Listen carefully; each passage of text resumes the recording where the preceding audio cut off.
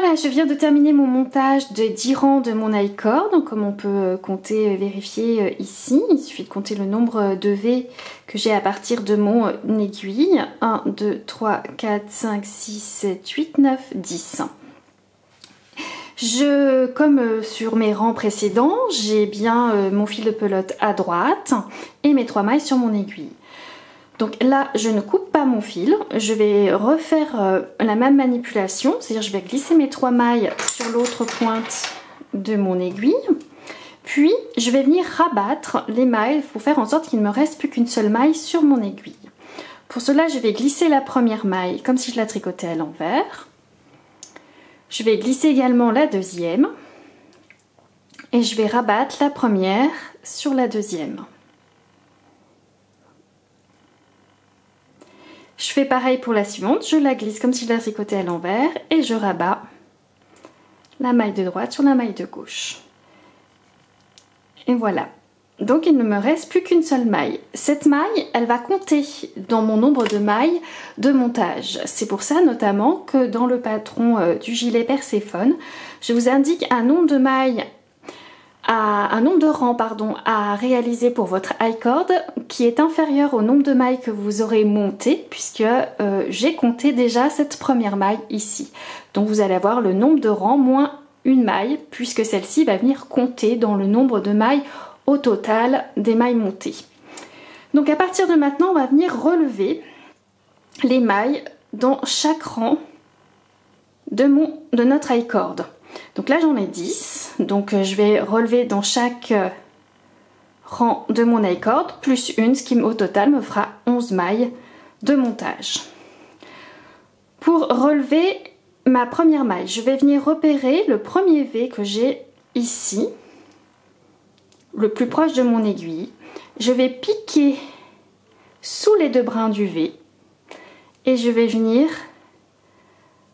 tricoter, c'est-à-dire passer mon fil.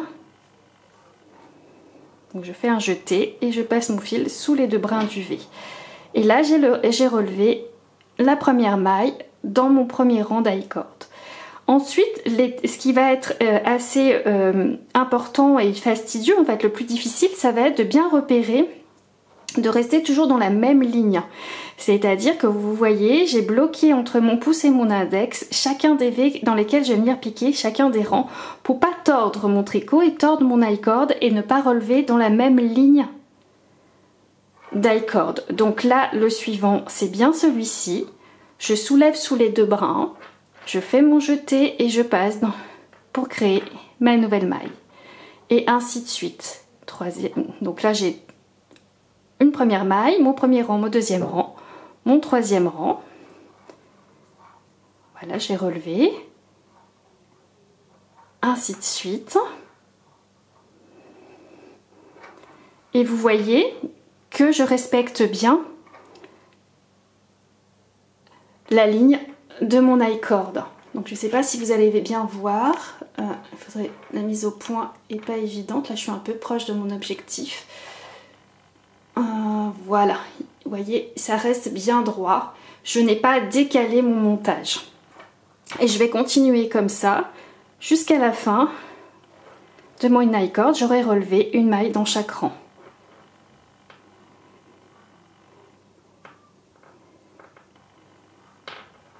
Jusqu'à dans mon dernier rang, qui est en fait le premier rang que j'ai monté pour mon I-cord. Là, si je ne me suis pas trompée, j'ai bien 11 mailles de relevé. 1, 2, 3, 4, 5, 6, 7, 8, 9, 10 et 11. Voilà, avec un I-cord qui reste bien net et bien droit. Et là, à partir de maintenant, vous n'avez plus qu'à suivre les prochaines instructions.